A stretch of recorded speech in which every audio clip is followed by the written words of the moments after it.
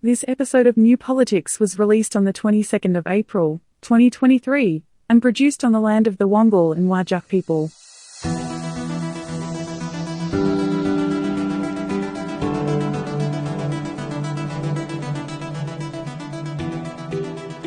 Welcome to New Politics.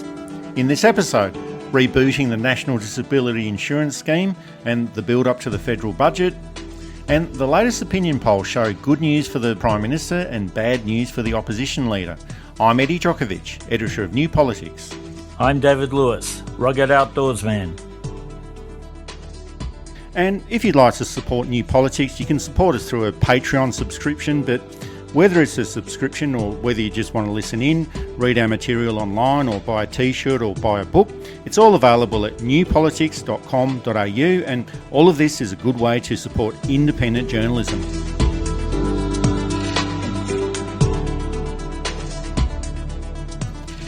There's been a build-up to the budget, which is going to be announced on May the 9th, but at this late stage, it's probably a matter of rehearsing all the lines, proofing and spell checking, and trying to work out what will be palatable at this stage of the political cycle, and also what's in the interest of the Australian community and the economy. And there's a wide range of budget issues that will come into focus. There's the cost of the AUKUS deal with the United States and Britain. There's the amount allocated towards social housing policy. And there's also the debate about whether the Stage 3 tax cuts should go ahead or not, even though they're not meant to proceed until the 1st of July 2024. There's other issues relating to the cost of Medicare and raising the rate of job seeker payments as well.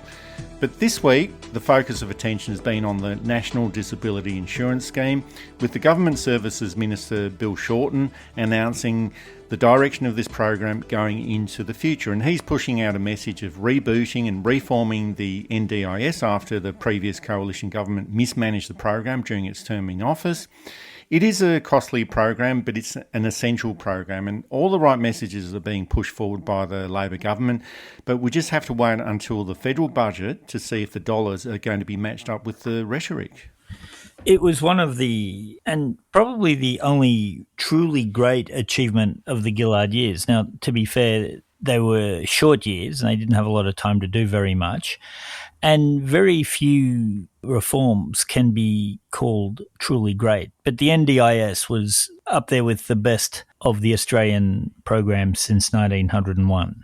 Any policy or any government program that helps disadvantaged people is a good thing. And I think it's right that a measure of a good society is not how it treats its well-off and its wealthy, but how it treats its less fortunate. And the NDIS treats less fortunate people very well. And of course, the misfortune may be that there's a lack of money, or it may be that there's been a tragic accident. It doesn't matter. The point is that if you were disabled in some way, they'd set up an excellent system, which of course the coalition did their very best to tear down, going against what seemed to be the theme of the last coalition governments of kicking into the poor and unfortunate to make insecure wealthy people feel better about themselves, it seems.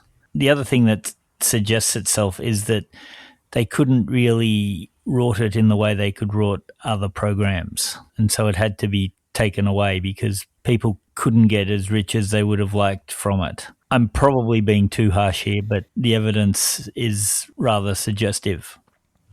The NDIS was created by the Labor government when they were last in office in 2013, but it was a project that was inherited by the coalition, and they essentially were the ones that had to bed it down and implement it fully. But this type of project is ideologically opposed by the coalition, but it would have been too difficult for them to remove it or not proceed with it, so they managed to sway it away from the people who actually needed it and made it suit their supporters and benefactors, contracting businesses and larger corporations to implement the scheme. And this is another example where a government is ideologically opposed to a program, but they can't remove it politically. Medicare is one example, federal school funding is another.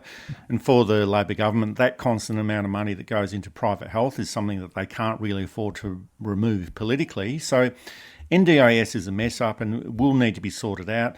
And we've got that unusual situation where the minister who actually created the system back in 2013, and that's Bill Shorten, he's actually returned 9 years later to sort out the mess. So Bill Shorten has made some fine words about what the NDIS is meant to be all about, and this is all well and good. And I realise that deep-seated problems that have been developed over 9 years can't be resolved overnight, but it's got to start somewhere, and I think that time is now. He gave a very good and even an excellent presentation to the National Press Club. He's saying all the right things, I think. I think, too, that he genuinely believes in the NDIS as a worthwhile and useful thing for Australia, and it's really hard to disagree with that. We should be treating everyone in the country with dignity, with support, with comfort, even if it's a frugal comfort. And the NDIS has been a really good way of doing that. And I hope that Bill Shorten is able to progress from what he's saying into practical and real outcomes and move towards the type of vision that he posited at the press club and make things a bit better for a lot of people who need things to be a bit better. This, of course, stands in contrast to the government's job seeker payments that are remaining at low levels. And whether they have that as a thing to tackle next year in the next budget or whether there's a surprise in the budget, I don't know. I suspect this is the type of thing that they'd have announced by now. And it's all very well to say we'll do it next year, but that's another 12 months, 52 weeks, 365 days, 83,400 seconds of people living at a lower level than really they can afford and really a lower level than the country can afford. We can't afford to have people living in poverty. Oh, that's absolutely right, and we can't wait another 12 months for that. So the cost of the NDIS is going to be $35 billion per year, and maybe we should look at this being an investment in people rather than being a cost. But governments can always find the money to achieve their political goals. The cost of the AUKUS deal will be around $10 billion per year, and there can be all of those arguments about how AUKUS might be beneficial to Australia's long-term strategic interests and domestic employment. I can't actually see that at the moment, but that's a different issue. But if the government has got $10 billion a year to spend on AUKUS, and if it's prepared to forego $20 billion in revenue each year through the Stage 3 tax cuts when that time comes, surely it can do a lot more than just offer a $10 billion future fund for social housing, and surely it can find that $4 billion per year that it needs to increase job seeker payments to a 90% level of pension payments. Here's what Bill Shorten had to say about it. I know that Jim Chalmers, the Prime Minister, everyone is aware of how tough people are doing it. And Jim has said there'll be some measures in the budget to help people. But we can only do what is responsible and sustainable. And unfortunately, the budget that we inherited from the previous government is heaving with $1 trillion of Liberal debt. So can't do everything. It's very tough at the moment when you're on the breadline or below it. I'm not going to insult anyone and say that it's easy. I know that the government's been putting measures in place, other measures other than the specific one asked by this economic committee. So Labor's doing what it can, and that's what we always try to do. What about the current level? $700 or thereabouts a fortnight for a single. Is that enough in the current cost of living standards? Well, I couldn't live on it, so I'm not going to say that it's easy for people. But the decision about raising any rate is going to be one for the government and our economic team. And I do have to put it in the context that this is not the only issue out there. There's a lot of people doing it tough in a whole range of areas. Thank goodness we put in some of our places to help put downward pressure on energy prices last year. I mean, the reality is that all of this comes from within how Australia's going, and we've inherited a system where we've got skill shortages, our energy market's not strong. I know that in my area of the NDIS, people who are profoundly disabled, we're doing pretty good things for them at the moment. We want to do some more good things. Yep. So we do what we can where we can, and that's what motivates us. Yeah. So Bill Shorten is a little bit down on the pecking order in the Labor government, but this decision is primarily up to the Prime Minister and the Treasurer, Jim Chalmers. And we do have to point out that despite the flurry of activity in the media over the past few days to make it seem that the government has ruled out an increase in job seeker payments, they haven't actually ruled it in or out at this stage. And we'll probably just have to wait until the budget announcement in May. But the reality is that this is a bread and butter issue of Labor politics, helping people at the lower end of the scale and supporting people when they've lost their job and those who are looking for employment. And they can keep saying that they inherited a $1 trillion national government debt from the previous coalition government, and they can probably keep using that excuse validly, maybe for a year before people start thinking, well, hang on, you're the government now. It's your responsibility to resolve these issues, and they can keep going on about how tight the budget circumstances are. But raising job seeker payments by a substantial amount is one thing that the Labor government will have to do. Their own committee has recommended this. Business have been calling for this.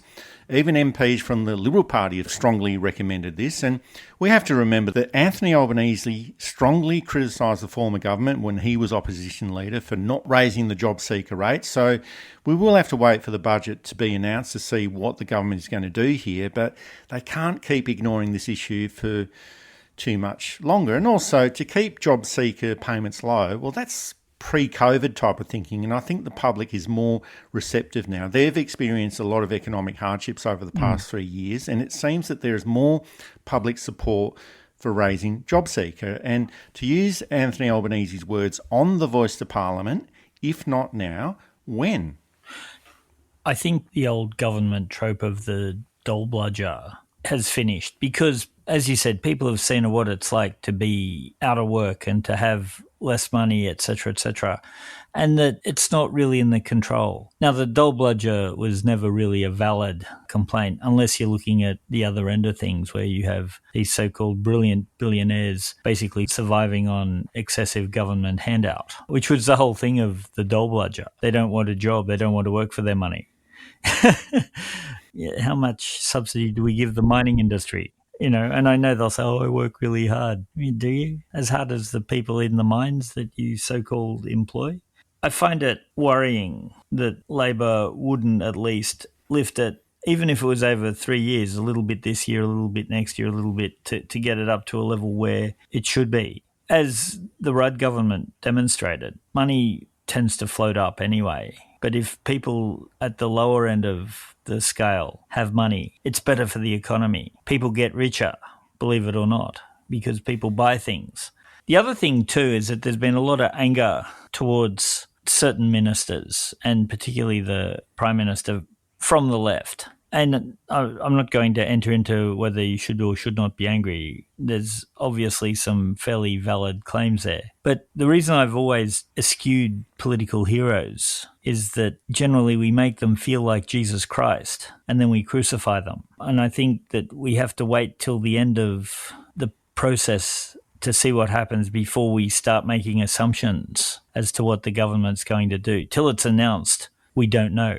And they're stuck with this AUKUS deal for whatever reason, and they've stuck with these tax cuts for whatever reason. And we don't really know why they've done it. I know Penny Wong spoke about the AUKUS deal and how it's a good thing for Australia because reasons that you wouldn't understand type thing. And the tax cuts haven't really been explained as to why Labor, who could get out of them with very little damage to political capital, but we don't know why they're being kept. But till this is played through, I'm inclined to let it watch. They're not like the last government who you know everything they did was going to be corrupt. And that's the difference. And I'm also not saying nobody in the Labor government is corrupt and it's a party full of the angels. And as these things come up, we'll be there. But it's a bit hard under these normal circumstances of government by adults to jump to conclusions just yet. Oh, well, I think that it's pretty obvious what Labor is trying to do here, and that's to build up its economic credentials and reputation. It's probably also trying to stabilise the economy. But the coalition, whenever they're in government, they just pretty much do whatever they want.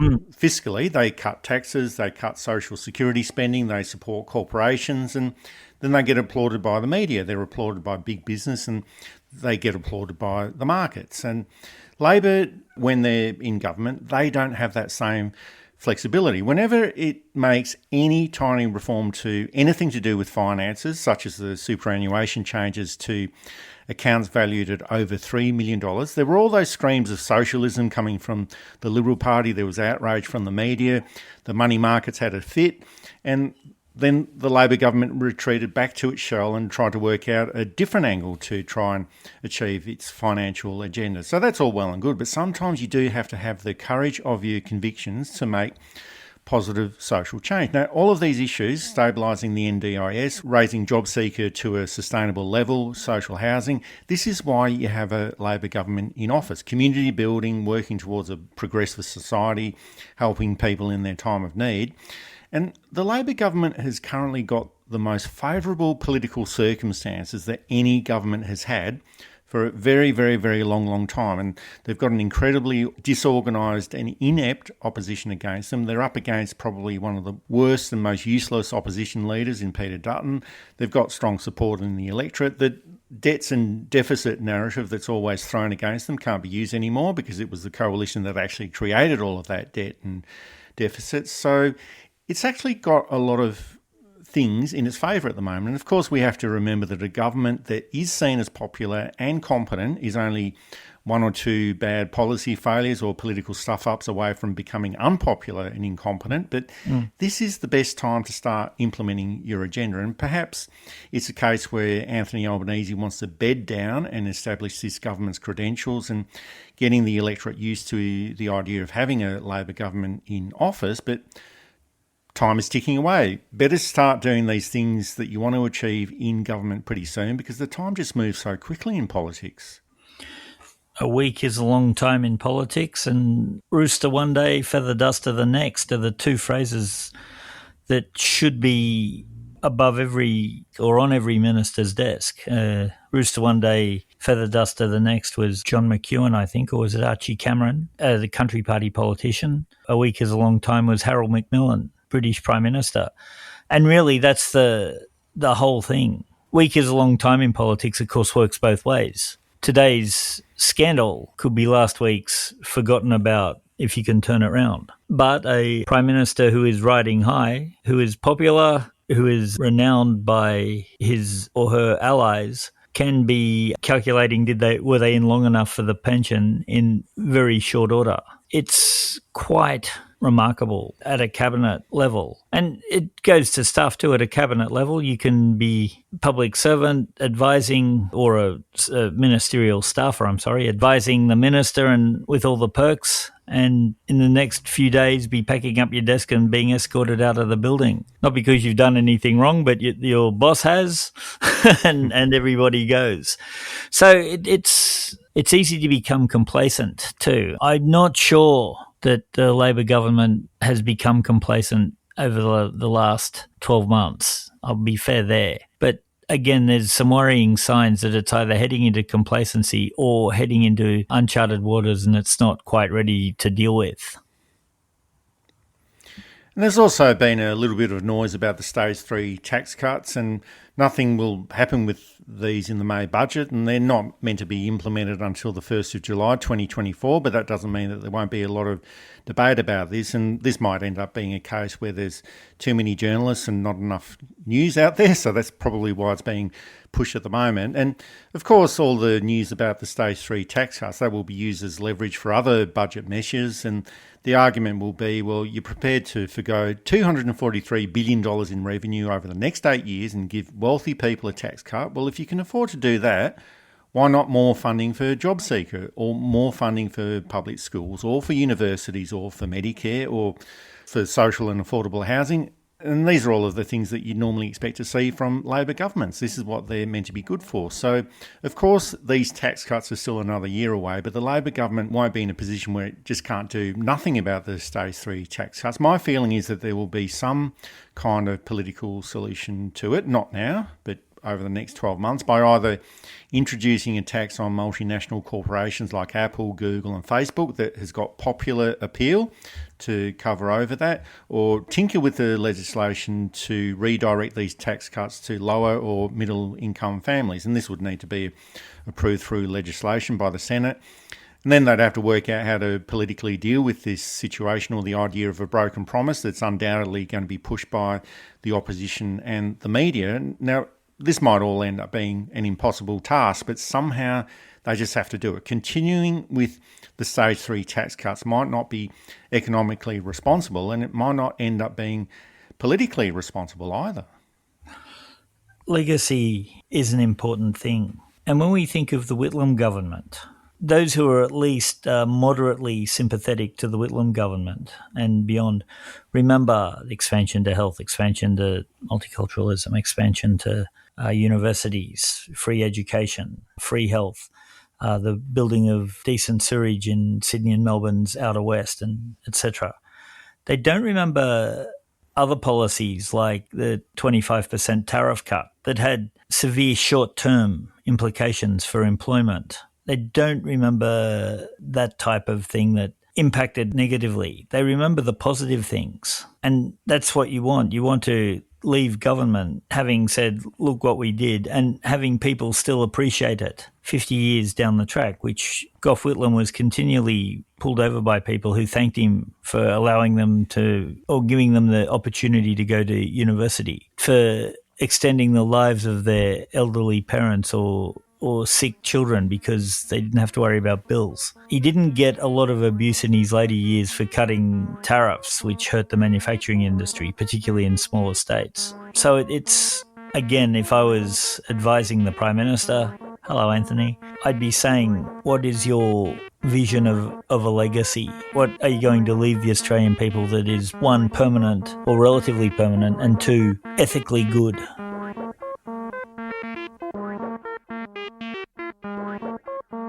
You're listening to New Politics. You can subscribe to us on Apple or Google Podcasts, listen through Spotify, YouTube, SoundCloud and Amazon Music, or you can find us at newpolitics.com.au. And you can now support New Politics through Patreon.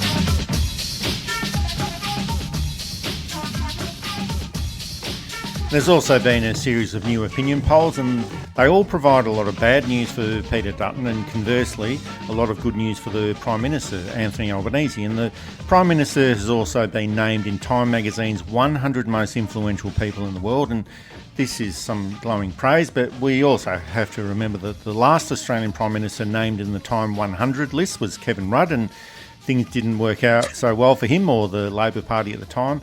But there is a feeling that this time around things are different. Now, we never know what's coming up just around the corner, but Anthony Albanese seems to be a much better political operator than Kevin Rudd. He's older than Kevin Rudd was at that time that he became Prime Minister, and he's also a lot more experienced in politics. And he's also definitely been a lot more cautious than Kevin Rudd was, which is frustrating for all of the people who want to see more action on many of those issues that the Labor Party campaigned on. And sometimes in politics, a Prime Minister can be made to look good because of a weak opposition leader. But the flip side to that is that an opposition leader can be made to look even worse because of a competent government and a competent Prime Minister. And I think in this case it's probably a combination of the two. But despite all the attempts and all the efforts by the mainstream media to boost his stocks, the polling for Peter Dutton has reached his lowest level ever, and it just keeps getting worse and worse for the Liberal Party. One of the things that probably allows Labor to do the less characteristic policies is that they have a very, very unpopular opposition leader. I don't think he's the lowest, but he's certainly down there. I think John Howard in 86 was a bit lower. I think Alexander Downer was a bit lower. And Simon Crean was actually quite low as well. And Simon Crean was actually quite low. And I always felt very sorry for Simon Crean because most of his leadership was spent reforming the party. And then when it was all sort of ready, they dumped him for Mark Latham. And look how well that turned out. Yeah, whereas Simon Crean, I'll be fair, probably didn't have the mass appeal that opposition leaders probably should have, but also had to spend a lot of time not being terribly vocal because he was reforming the party. Peter Dutton is trying to stay relevant and it's just not working for him. the country has moved on from the things that made Tony Abbott so successful, the things that made Scott Morrison so successful. And I use successful with all levels of irony that the listener wishes to imbue. Whereas it did take for those candidates, and for John Howard too, let's be fair, it's not taking anymore. We can go through a whole range of reasons. One, like Simon Crean, he doesn't have a lot of personal appeal to the public, whether fairly or not. Two, his policy presentation is awful, like Alexander Downer's was. Three, he comes across as the wrong type of person. And so if you take all three of them together and mix them up, you have Peter Dutton. He's not a terribly cheerful looking person. Now, you want a bit of gravitas, but he's also pretty lightweight, and he has a lightweight cabinet. And in the cabinet reshuffle, he's tried to keep the right faction dominant by the elevation of James Patterson, a man who makes the aroma of fairy floss look heavy, and Jacinta Price, who came out of the National Party, so National Party get one more member, who is also not a particularly beloved figure, nor particularly capable nor competent, it seems. Now, I think him giving an extra seat to the National Party could be one of two or three things. Firstly, he didn't realise that she wasn't a member of his party. That's probably being a bit harsh. Secondly, it does appease One Nation, who see her as someone they can work with. Jacinta Price fits into both ideologically and also politically their view of what an Indigenous Member of Parliament should look like and behave. And so he's appeased those people. I think he's trying to get that One Nation crowd back into the party. That horse bolted a long, long time ago. I think the third thing is that it's an acknowledgement that the National Party do extremely well relatively electorally, and that their numbers don't move much, despite the presence of embarrassing figures. It might be that he's trying to demonstrate to people who are looking at the National Party and thinking, how come they're still at 12% of the vote or something, and the Liberal Party continually fall. It might be that kind of acknowledgement. Yep.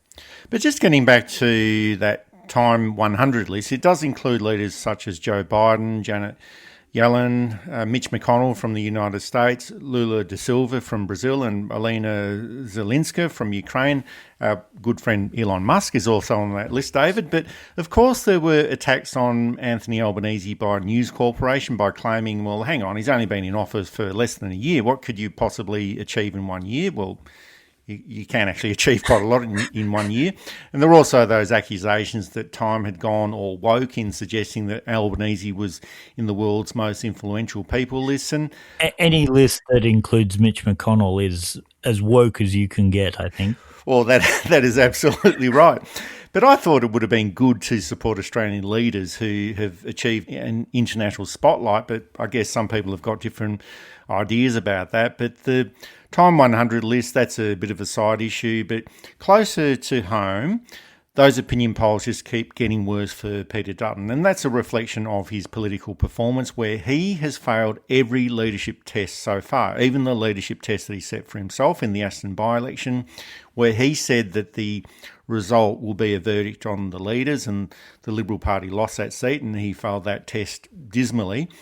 The Resolve poll, that's published by Nine Media, that's shown Peter Dutton's lowest level of support ever, where he's favoured by just 21% of the electorate. And as you mentioned before, David, there are other political leaders that have had lower poll numbers than that. But for Peter Dutton, these are his lowest poll numbers ever. And he's got a negative approval rating of minus 28 points.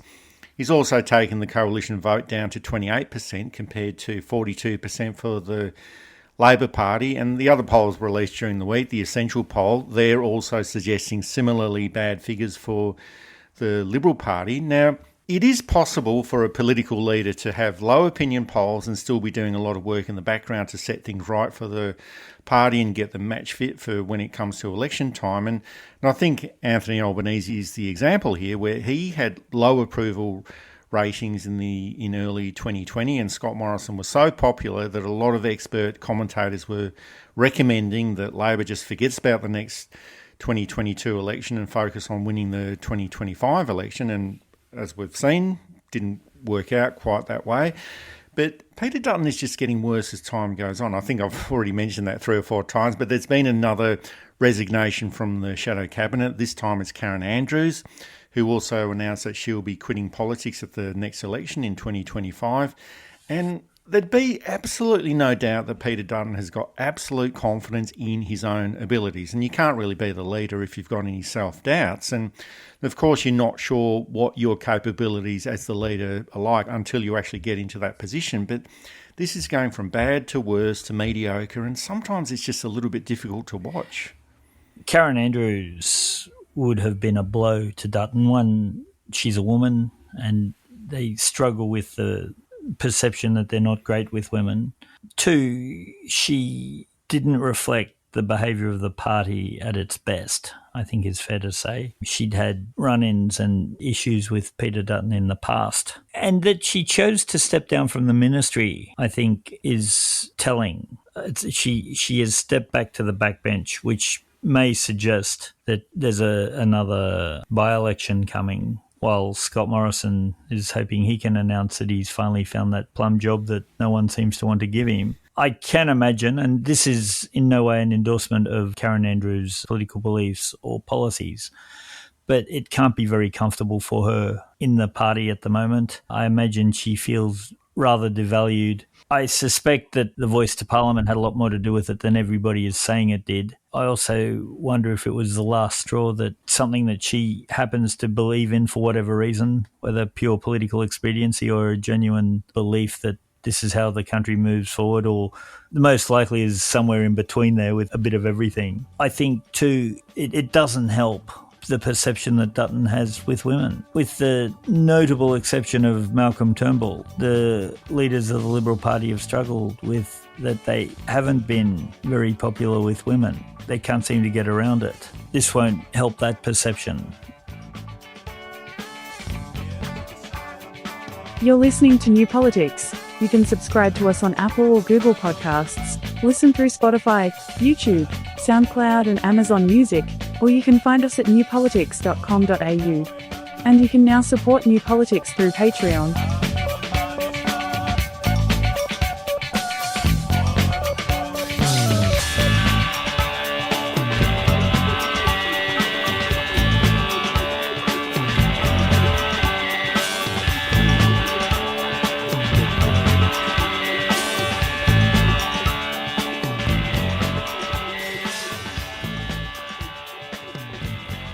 And David, you and I are strong critics of the mainstream media, and we'll have another session on this today.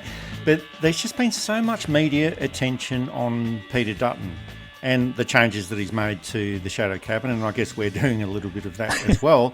And I'm not sure if this is just the media's love of reporting on a slow-moving train crash, or it's just another unhealthy obsession with the Liberal Party, but changes to a shadow cabinet rarely attract much media attention, especially when Labor is in opposition. The ABC even had a ticker tape referring to Peter Dutton's announcement as coalition cabinet changes before correcting it to shadow cabinet changes. And all the coalition has done, or all that Peter Dutton has done, is appoint Senator Jacinta Price into Shadow Indigenous Affairs, who was an untested loudmouth troublemaker, and appointed Senator Michaelia Cash into Shadow Attorney General. And she was tested as the actual Attorney General, and she was found to be severely inadequate in that position. Now, these people don't have any ministerial offices, they don't have any budget responsibilities, they're not in a position to spend any money, and generally they're not very good anyway.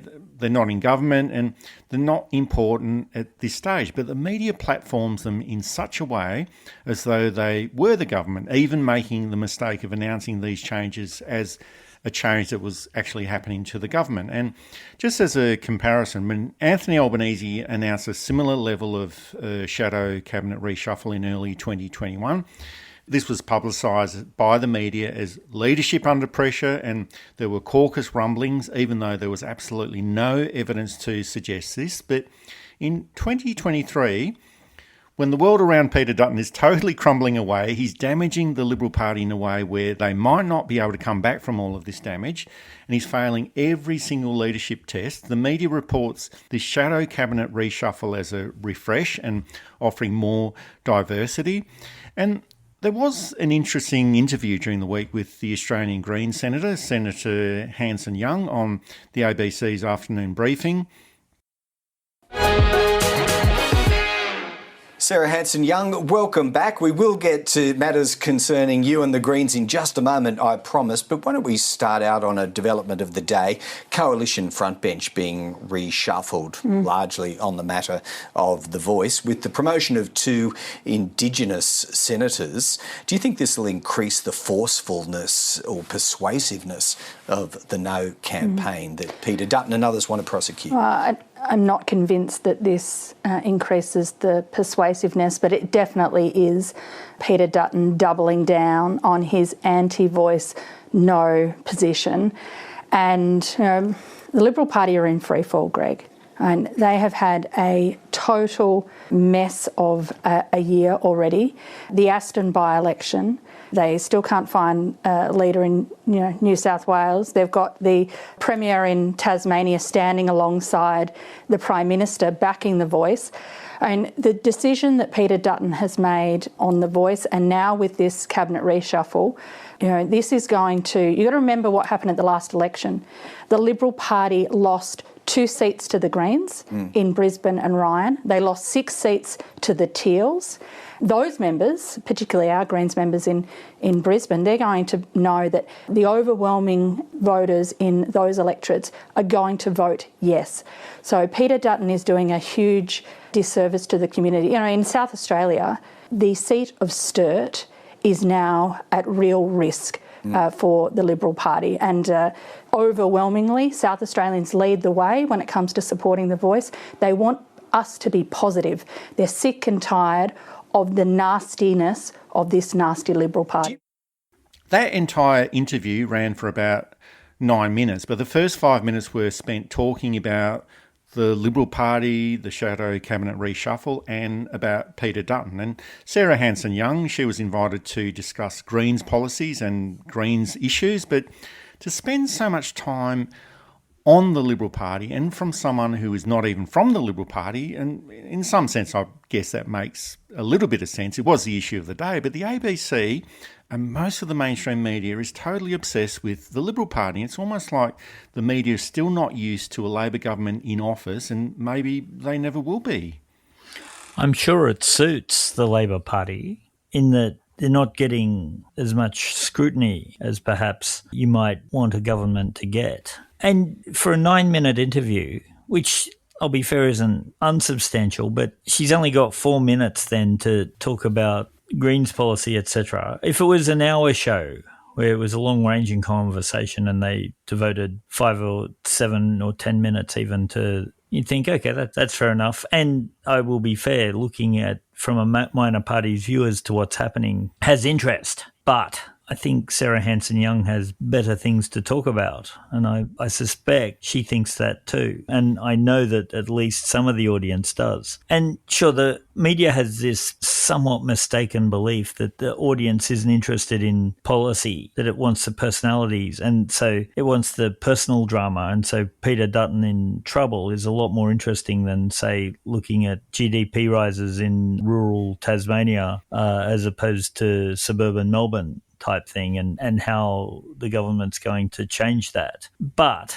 most of the people I know who watch the political news, and I guess I'm in a bit of a bubble here, but again, I'm not really, want to hear about what the government is doing to manage the country, not what member X did to or said about member Y. And yeah, I know it's fun and a bit naughty and what have you, but we are let down by a mainstream media who I think fundamentally misunderstands the Australian public. This week, the government announced that it's splitting the Reserve Bank board into 2. One half of the board will concentrate solely on interest rates, and the other half of the board will concentrate on the other things that the Reserve Bank has to deal with. In a week where the Reserve Bank admitted it had been underpaying staff and knew it had been underpaying staff, I think that that's probably a good excuse for them to remove the current board. Many, not all, but many of whom shouldn't be on the board. And I think it's a good idea to have a dedicated board to the interest rates, which are more complicated than they were 40 years ago when the board was set up,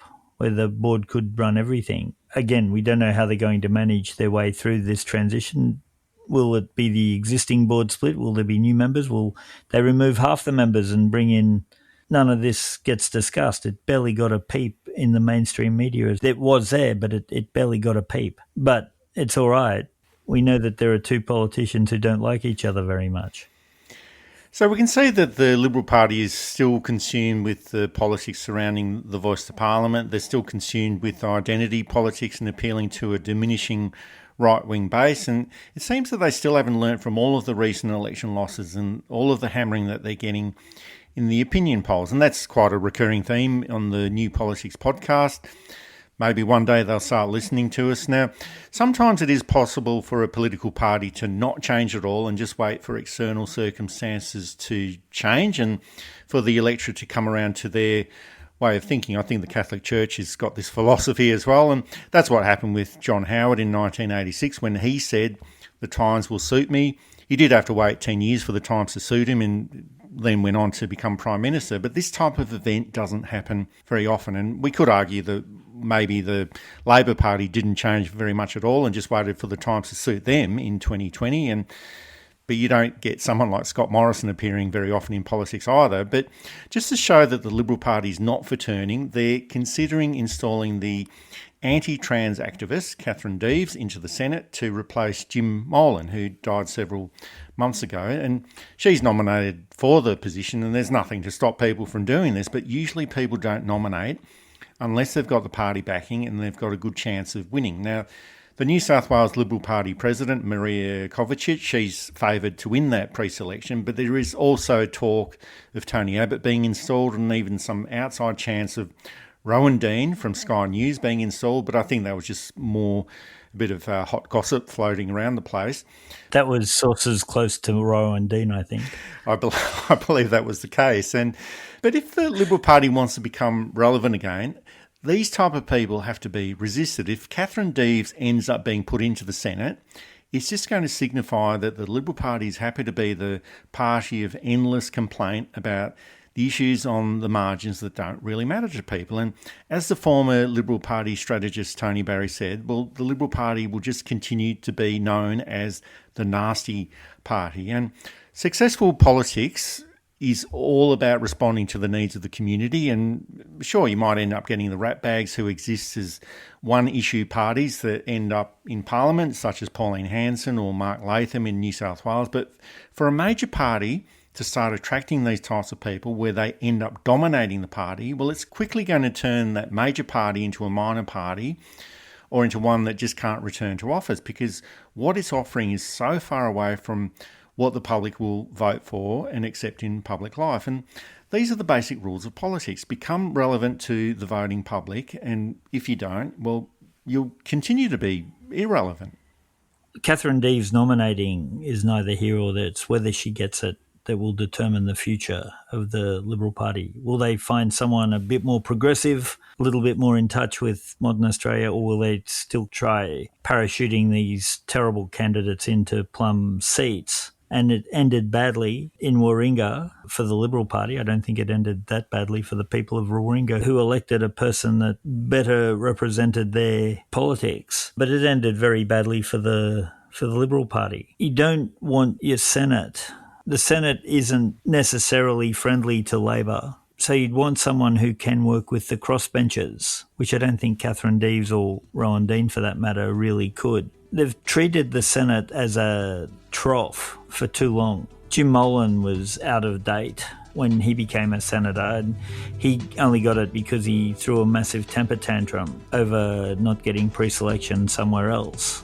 If she becomes the senator, it tells us a lot about the Liberal Party and their view for the future.